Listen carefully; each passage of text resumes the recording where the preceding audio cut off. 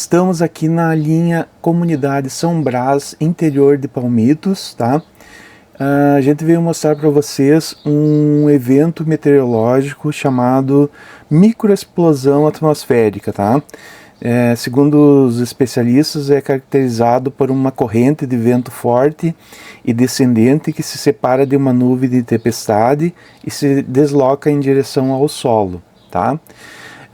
Aqui os efeitos desse evento aqui foram incríveis. Nós vamos mostrar as imagens para vocês e também um depoimento do morador aqui da região, tá? Não aconteceu só aqui, aconteceu em Caibi também, tá? Linha Beira-Rio e outros locais, há registros talvez de um óbito, tá? Então, pessoal, nós estamos aqui com o Daniel da linha São Brás. Ele vai falar um pouquinho o que aconteceu aqui nesse lugar, que é um evento impressionante. Pode falar, Daniel. Então no dia de ontem a gente estava aqui e aconteceu um vento muito forte, né? Estava no barracão ali na vila ali, só deu tempo de fechar os portão. Quando vimos, o vento já estava atingindo nós ali. Ali na nossa propriedade não chegou a causar dano em telhado, nada ali na vizinhança aqui. O negócio foi feio, viu?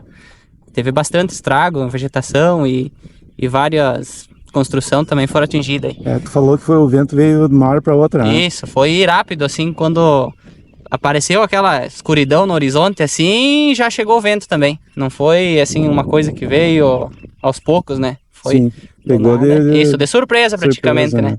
Quando veio muito forte o vento. Mas é uma coisa bem impressionante e triste ao mesmo tempo, né? Com certeza, né? Foi muito triste aí ver toda essa vegetação aí, igual a gente tinha aqui, muitas lavouras. Prejuízo, né, que o pessoal teve, né?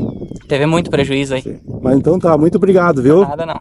E força para vocês aí, muito obrigado. da comunidade.